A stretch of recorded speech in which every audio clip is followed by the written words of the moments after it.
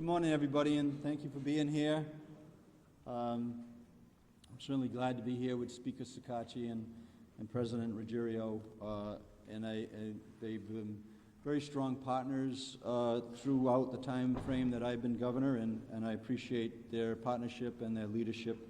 And I would also, especially the crucial issues that are facing our state during a pandemic, and addressing those to the best of our ability. So today I think that we will share some good, strong news about working through some of our biggest challenges. But I also want to thank the Biden administration and the great work, our Congressional Delegation under the leadership of Senator Reid and along with White House, along with Congressman Sicily and Langevin. I do spend that 10 seconds every time into the mic to make sure that we, understand that Rhode Island has received an unprecedented amount of funding thanks to the American Rescue Plan, and thank you to our senators and our congressmen. And so thank you for them, for their leadership. In October, I did submit a budget amendment to the General Assembly that would invest 10% of the state's $1.13 billion in American Rescue Plan state fiscal recovery funds to make a down payment on Rhode Island's economic recovery. We've been, advocating for that, and what we propose is the Rhode Island Rebounds. And Rhode Island Rebounds represents a crucial initial short-term investment in Rhode Island's families, workers, and small businesses to keep our economic comeback going strong. Last week, I think that it's important to note, not only did we surface as one of the top vaccinated state in the country on one of the reports I saw, but also on Moody's Index, the #1 recovering economy in the entire country. And we want to keep that going strong, and that partnership with the General Assembly and their commitment to act on Rhode Island Rebound's down payment.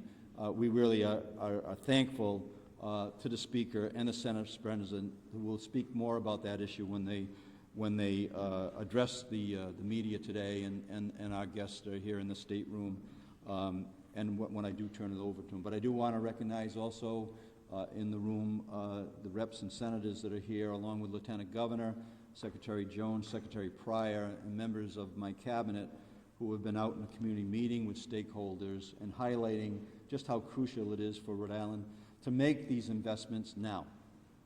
And I'll just as a general overview, our Rhode Island Rebound proposal includes $38.5 million to support children, families, social supports, including crucial funding for the child care industry, $32 million to assist small businesses impacted by COVID-19, $29 million to promote affordable housing and housing stability supports for those experiencing homelessness, and $13 million for hard-hit tourism, hospitality, and event industries.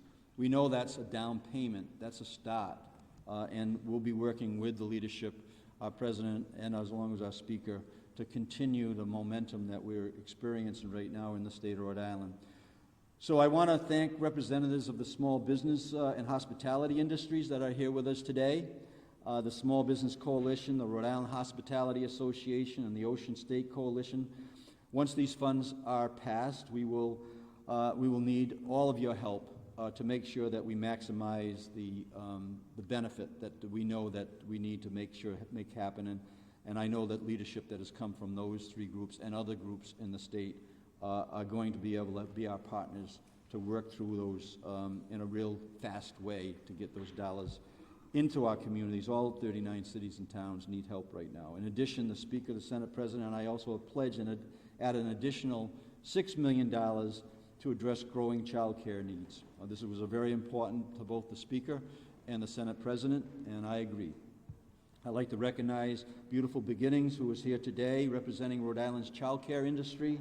We are so grateful for how you and other child care facilities have stepped up day in and day out through the pandemic, so thank you. And right now, this investment is the boost Rhode Islanders need. In addition to the $29.5 million in housing fund in our Rhode Island Rebounds plan, we are continuing to take action right now to support those experiencing homelessness. Over the past few months, I've met with almost all the state's homeless providers and visited with individuals experiencing homelessness at the Amos House. And this past Friday, I was at the Providence Rescue Mission on Cranston Street talking about the very issues that are, pressing for us as the cold weather approaches. We recently announced $5 million in funding to our emergency shelter providers to increase the number of beds for this winter season. Our state's Office of Housing and Community Development has approved a multi-million-dollar proposal to continue the emergency hotel shelter program until the spring. This program has provided an important safety net for hundreds of Rhode Islanders. Last week we announced a $31 million in funding to support 23 new housing projects across 13 cities and towns, creating and preserving over 600 units of affordable housing. I can sit here, I know that the Speaker is a champion on this issue, and I appreciate his leadership along with the Senate President as well as our Lieutenant Governor, and I share that commitment to do that. In addition, to support the Rhode Island Housing is offering through Rent Relief Rhode Island. In total, the state has used federal funds to increase investment during the pandemic of more than $40 million to support those experiencing homelessness and to prevent homelessness. We are also we're not stopping there. Several weeks ago, I convened an interagency team here at the State House to focus on the issue and identify solutions. We're in the process of approving additional projects to shelter Rhode Island families and individuals through the winter months. We expect to have an additional news on this in the near future. And also, I would add that this is some of these challenges have been inherited by my administration, and we're at it, and we're working at it, and we intend to be serious about not only facing this particular winter time frame, but I can tell you that we are not going to go through this homelessness thing that we're working with on an annual basis as the state has for years and years and years. We will, just like I did on the vaccinations, where we increased the amount of our capacity to do vaccinations over and above how many vaccines we had in the state, to the point where we could do 100,000 shots in any given week. And then we were able to get 100,000 doses from other states who didn't do the same early in the spring, and that's really catapulted us. We will overbuild in terms of the homelessness, so we can actually get to the serious business that we're all committed to do, which is having permanent housing for those Rhode Islanders that need it and those that want it. I'm also pleased to report that we expect to announce our new Deputy Secretary of Housing next week. We've conducted local national search, utilizing a top-notch search firm in order to attract top talent, and we're pleased that we've been able to find a high-quality housing professional in that position. And also be working with the General Assembly on how to structure that secretary in a way where that person will have authority that individual needs to hold people accountable for the work that needs to be done. I also want to note that one professional, no matter how talented, to get the job done, it's a team effort, and that's why I'm so pleased the General Assembly is on the verge of approving our requesting funding for staffing capacity at our Office Housing and Community Development. I want to thank Crossroads, One Neighborhood Builders for being here today, and all the providers that have stepped up during the pandemic and that are willing to work with our office to make good things happen. Certainly available, we'll work with anybody who's doing the work.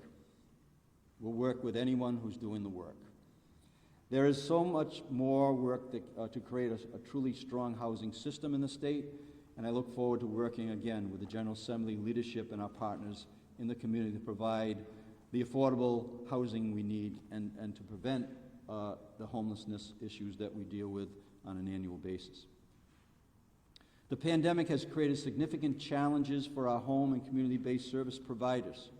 Amid a national staffing shortage, it is difficult for providers to support, attract, and retain workers to deliver these critical services to some of our most vulnerable residents. That's why I am also announcing and directing $57.4 million in federal medical assistance percentage funding for workforce investments that will provide support to nearly 4,500 home and community-based direct care workers. This includes providers such as home health agencies, adult day care centers, community mental health centers, substance abuse facilities, and child behavioral health providers. These providers will allocate 85% of the funding to direct care workers in the form of hiring bonuses, increased hourly wages, enhanced benefits, shift differentials, wraparound benefits, and training. Retention and holding on to workforce is a challenge, and we need to meet that challenge, whether it's in state employment or whether it's in nonprofit employment or whether it's in our small business community or our commercial businesses that operate in the state of Rhode Island. I want to thank the providers and direct care workers who have worked tirelessly in the field throughout the pandemic. We have some of those providers in the room here today, and I want to recognize East Bay Community Action Program, Community Action Partnership of Providence, and Leading Age Rhode Island. I am directing $3.64 million in CARES Act funds to support early intervention, which provides essential early childhood development services that support healthy outcomes for children across Rhode Island. When I submitted my Rhode Island Rebounds program in October, I included $5.5 million to support early intervention. This investment, in addition to the $5.5 million for early intervention in our Rhode Island Rebounds plan. Funds will be used to assist early intervention providers in mitigating the economic impact of the pandemic, recruiting and retaining workers, avoiding further closures, and providing continued services to children with developmental needs. We know that due to the pandemic, early intervention providers face significant losses because of the current rates, and today are struggling to hire and retain staff needed to provide services to all children needing early intervention programming. Stabilizing and supporting this sector is a priority of my administration, as well as it is with the Senate, President, and the Speaker. And I want to recognize the leaders in the early intervention space who are here today. We have Children's Friend and looking upwards. Thank you for the work that you do. And before I hand it over to the Speaker, I do want to acknowledge our staff and the people who are working on this issue each and every day. I don't get to be in front of the people of the state of Rhode Island and explain the magnitude of work that has been accomplished and the result of that being making these announcements today. So thank you to all our immediate staff and everybody that's working with the General Assembly and their staff, along with the Lieutenant Governor. We really do appreciate the work. It continues. The work continues, and on these to address pressing needs in the state of Rhode Island. And I can tell you that we're working on that each and every day, doing our best. And doing our best is hard work. Again, doing our best is hard work. So I'll stop there, and with that, I'll turn it over to the Speaker of the House of Representatives, Joe Shekarchi. Joe, please come on up, and thank you for your leadership.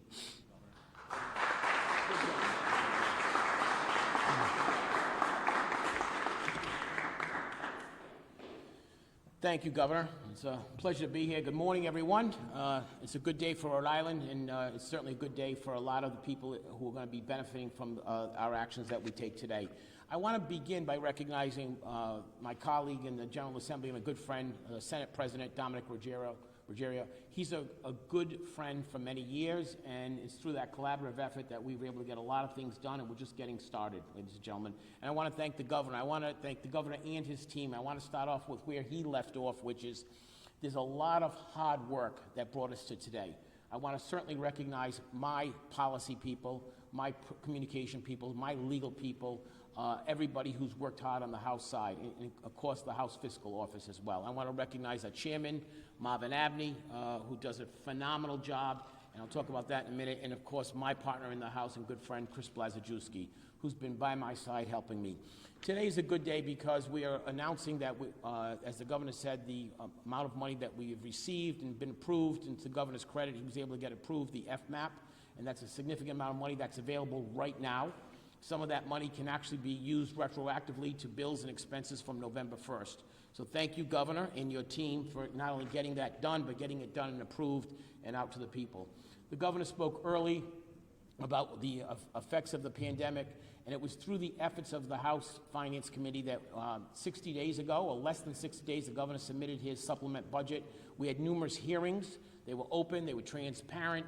We listened to the outside stakeholders, the AFL-CIO, the Rhode Island Foundation, all who submitted ideas on what to do, and those ideas are all under consideration as we move forward through this process. The governor asked for an initial down payment after collaborative effort with the Senate. I know they had their hearings as well. We are prepared to act on that in early January. The House and Senate committees, I'll speak for the House side and the President will speak for the Senate, will be meeting next week to take up that request and ultimately vote on that as well. You expect action by the House formally in the first week to 10 days in January. But also today, the governor has committed, and I'm happy and congratulate him and thank him, is working with the House, is $3 million of CARES Act money, which is available immediately for EI, early intervention. I know some of the stakeholders are here. I know it's a critical element. I know people are on wait lists. I have met with every single provider who's asked for a meeting. I listened to them, and the House heard from them. Our membership had a caucus last week. Early intervention funding was critical. That we could not wait until mid-January or beyond. We needed the money now. And the governor has committed CARES Act money. So, Governor, thank you for that. And the Senate President, I know, will speak about the child care as well. These were priorities of both chambers. I'm happy to say that we worked hard together to get this done. I'm happy to be here today to announce this, but more importantly, I'm happy that this funding, along with all the funding that we have given in July, will get out to the people who need it the most. We'll continue the process, the collaborative process we have, the transparent process with the balance of the ARPA money as we move into the next year. We want to make sure that we make long-term investments that are sustainable, that help the people of Rhode Island for generations to come.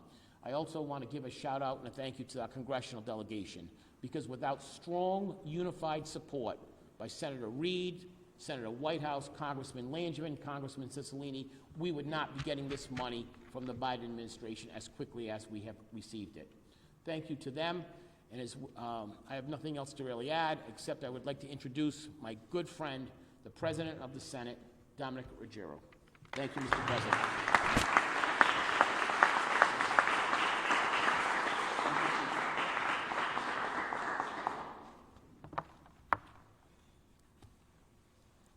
Thank you very much, Mr. Speaker. And Governor, I want to thank you and the Lieutenant Governor for all you've done regarding this issue. As you said, that we've been in numerous meetings since the legislature has ended its session to deal with how we're going to address the situation with those people who are the most needy out there. We've appropriated unprecedented federal funds in this year's budget to help struggling Rhode Islanders, residents, and businesses. But we also recognize that there is a lot more to do. I want to thank the Governor for his immediate action the administration has taken to address several critical issues of need and to get available dollars where they are needed without delay. Stabilizing our early intervention program is one of those critical priorities. I've heard from many of my colleagues in the Senate about the importance of this issue. I want to recognize the presence today of some of those colleagues here. There are others that couldn't attend today, but Majority Leader Michael McCaffrey of the Senate, Senator Lou DePalma, a member of the Finance Committee, Senator Tom Paolino, a member of the Finance Committee. I want to thank you all for being here and for the great job that you've done this year. Our Finance Committee has been working diligently. We've had over 28 hours of hearings regarding the APRA money that has come in from Washington. And I certainly want to join my colleagues in commending our congressional delegation, our senators, Jack Reed and Sheldon Whitehouse, our congressmen, David Cicilline and Jim Langevin, for their efforts and their advocacy of getting us money, the money that we need to help the people of the state of Rhode Island. Provider staffing needs in other areas are also in crisis. The FMAP funding will help in these areas of behavioral health, developmental disabilities, adult day care, and personal health attendance. The revised APRA expenditure plan will also include an additional $6 million for child care, one of the Senate's top priorities, on top of $13 million that the governor has proposed. This was a top priority for the Senate. Leader McCaffrey and I were among many of our colleagues that attended numerous meetings with child care providers across the state. The industry is in crisis, and we can't get people back to work if we can't have affordable child care. Most of all, I want to recognize Chairman Pearson and the other members of the Finance Committee who put in, as I said, the numerous hours, and we still have some work to do, but we are on the right road to make sure that that money gets out and into the hands of the most needy in our state. The next step in this process on the Senate side will be consideration by this Finance Committee of a budget proposal. The hearings will be scheduled for next week. Then the full Senate will take up the Finance Committee's recommendations in the first week of the 2022 legislative session. As Governor McKee describes it, the initial funding is a down payment. Ultimately, we believe that the investments made with billions of federal recovery dollars can be transformational for our state. We're not seeking to plug budget holes, but to make transformational investments. The Senate will work to utilize those unprecedented federal funds to position Rhode Island for prosperity for decades to come. Thank you very much for your time and attention.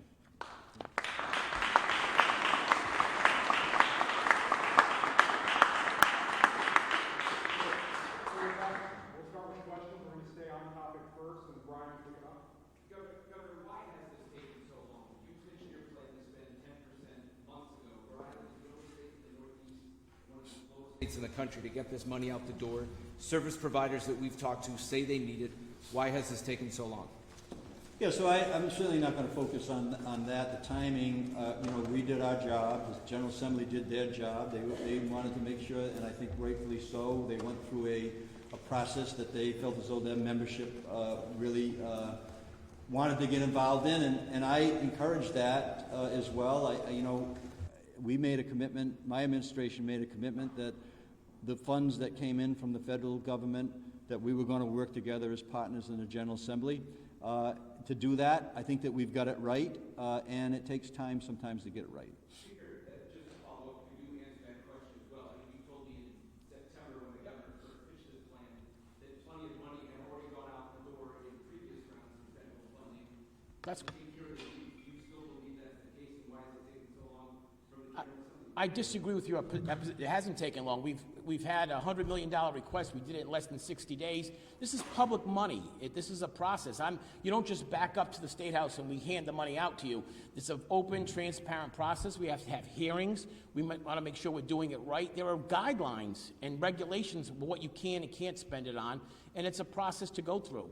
And also, we've had the benefit of CARES Act money to supplement along the way. So I disagree. I think it's been a very timely process. It's been fair, open, transparent, and that's the way the rest of the money is going to be spent as well. It's going to go through the normal budget process, and we work very expeditiously in the House and the Senate, by the way, to get the money done and get it done right. I'm confident in this proposal today that it meets the needs of Rhode Islanders.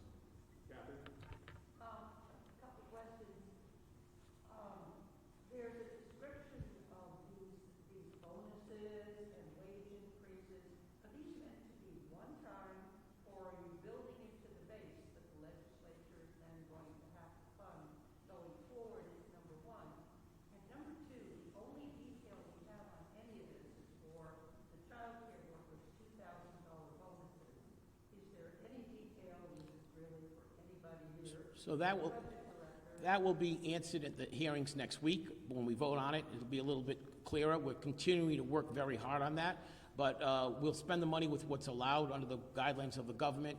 We appropriate as a General Assembly, and the executive branch will then decide the actual spending process, but I'm confident in the governor's ability and his team and his budget office to do the right thing. Have you been given, well, I'll go back to my first question next.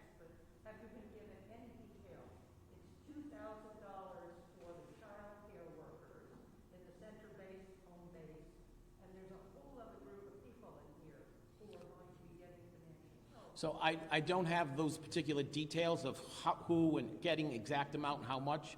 We're appropriating this toward this particular area.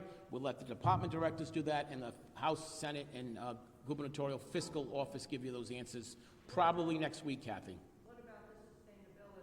Are these meant as one-term increases in rates? So the FMAP funds that we received is supposed to be spent over 3 years. If we spend it properly and correctly, we're eligible for more bonuses as well from the federal government. So we're gonna, whatever the federal government will give us in Rhode Island, we're gonna take. So we just wanna make sure we do it right, and that's hence the reason we have hearings and a process and research. Lots and lots of hours. Just because we haven't been in formal session doesn't mean we haven't been working. There hasn't been an off session. We've all been working very, very hard throughout the summer and the fall. Understood, but I'm sorry, I'm focused on the one question. Is this meant to be one time? It depends. I'll let the governor answer that, but if he wants to, but I will tell you, some of it is probably one time, and some of it may be a wage increase. I don't know those specifics, Kathy. Thank you, Speaker. Mr. Speaker, respectfully, the track record of Rhode Island government reaching back to the prior administration has been a very slow, painful, paralysis through analysis, dissemination of funds. And I'm talking about the Rhode Island Rent Assist program. I'm talking about the small business funds that were held onto by the prior administration. The track record of Rhode Island government is that we're going to hold on to this money as long as possible. It's been nearly 2 years, a year and a half since the pandemic began. Why are we still having these conversations? We just got the money. The federal government just gave the ARPA money. Pat, it's a process. Respectfully, I'm not going to be convinced otherwise until someone can tell me that we should bypass the process of open, transparent government accountability and hearings and input from everybody. Can you talk about the challenges associated with balancing the near-term needs versus the long-term needs? And are you seeing common themes when you're looking at that picture? There are challenges, you're right. There is certainly an immediate need. For the most part, I think we agreed on the governor's assessment. That's the process, the hearings we've gone through. And then we have the long-term needs. And that's what I mentioned earlier about the AFL-CIO, the Providence Foundation. We have many, I'm waiting for some information from Bryant University as well. We have many stakeholders who have ideas, so we're going to keep an open idea and look how we go forward. But you're correct, Cash. It is a balancing of the immediate needs of people who need this money right away, and also the long-term benefits of this. So the good news is the federal government has given us 3 years to spend it. That's written into the law. We're not going to take 3 years to spend it, but we're going to take our time and do it right. How soon do you think after, this initial round of 10% that you get into the long-term needs? During the normal budget process that we normally do in 2022. Governor McKee, you focused some of your remarks on aiding the homeless. When will the money that you outlined hit the streets so that people who need housing will actually get it if they're interested in pursuing that? Excuse me, Joe. Well, the $5 million that we appropriated a few weeks back, early in November, is in the works right now. Those dollars are available. That's an unprecedented amount of dollars that's been appropriated prior to a Thanksgiving or early winter. So those dollars are available. The work that's going to be done relative to the down payment, based on, and we thank the General Assembly for their support, we'll start making plans for that. To Pat's point, we've got out money pretty quickly once we control it, including making sure that our applications have been streamlined from the small businesses and throughout the networks of distribution. That we would continue would work on that. And we have put together, as I mentioned in my comments, a team of people that are working directly with my office to really tackle this issue. I think that both the Rhode Island Foundation, I think that the General Assembly agrees, I certainly agree that there's a need for a plan, and we're absent a plan. And that's what I was speaking to earlier about. We're not going to go through this bed issue on shelter again, because we're going to overbuild the capacity for the shelters so that we can get to the real work, which is to find permanent type of homes for the individuals that need it and want it.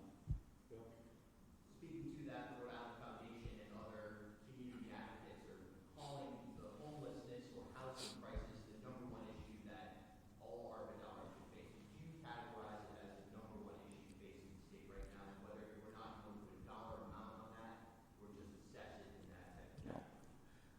I would say that, and that's why we have this Rhode Island 2030, and we encourage everybody that's listening to go to ri2030.com and to weigh in on what you think are the most important issues in the state. I think we've categorized about 8 or 9 in that. We're adding to it based on the meetings that we've had. I think that the seniors are going to have a section in there. So I think there's multiple issues that raise to the top, including making sure our economy stays strong. As I said, we're the number one in the country on recovering in our economy, and part of that was music in Newport this summer. So I think that we need to take a look at in total, and because if we don't, we may be missing a piece that supports another piece, if you follow what I'm saying, right? So you need an economy in order to support after the dollars the federal dollars are gone, and to Kathy's point, a good point, you don't want to be structuring in repetitive type of costs. So to answer the question very simply, I think there's a lot of number ones. And housing is one of those. And very quickly, some states like North Dakota are concerned that they're going to be sending back a tremendous amount of rent relief money. Is that something Rhode Island is facing right now? What's the latest on dollars going? Yeah, so I mean, our office certainly got involved in that as we were in a slow process with a kind of a slow bleed of the dollars. I think $1 million went out in the first 90 days. Since our office, we sent letters to the Rhode Island Housing Board. We've met weekly meetings with the Lieutenant Governor, with our office. I think that we're at this point in time, we're not giving any dollars back, and we've met the threshold at the end of November to make sure that happens. I think we're approaching close to, and I don't want to be misquoted here, but I think we're in excess of $70 million of those dollars that are out.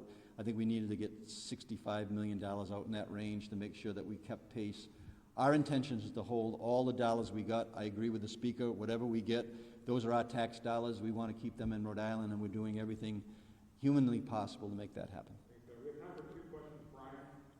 Governor, what's your understanding of what happened with the deadly crash involving the MTM subcontractor? And given MTM's track record from a couple of years ago with that issue, are they reliable and safe partners? Yeah, so I'd be happy to answer that in more detail after we get here, but I would say that it's a very disturbing news. It's horrific news, and I believe that that it already had, that contract was already under consideration in terms of where we're going to go from here. I don't think that we have many transportation providers, small businesses in the state that have been ready and available to work, and I think that one of the things that has happened there is that continually discounting the payment on transportation has probably brought us to this horrific situation. But we'll get more details on that. I've asked the Attorney General to again look into it along with the state police, which is normal procedure these days. But I think that, and then I will be speaking to the top level management before the end of the day to get their take before I make any further comments on that. Last question. Anybody? Here. Anybody think? Okay, thank you very much. I've got one Yep. last question. Governor, the Department of Corrections Chief Patricia Pointe is the subject of a federal lawsuit right now, and this is yet another lawsuit engaging in actions of the United Nations we describe as torture. That is the ongoing segregation, as they call it, of prisoners. We would call it solitary confinement, and in one case for 8 months. They are now using that as an excuse not to discuss ongoing behavior of the Department of Corrections. Is it time for a leadership change at the head of the Department of Corrections? So first, I'm very, supportive of our director and all the, the personnel there, including the correction officers. So I don't want to get involved in that. In fact, I couldn't really answer that as thoroughly as you wanted, even if I wanted to answer the question. So I'll just leave it to the attorneys that are dealing with the lawsuit. But I am supportive of our director and supportive of all our correctional officers there. And I have visited virtually every department, including the corrections, so we'll keep it at that. Thank you so much.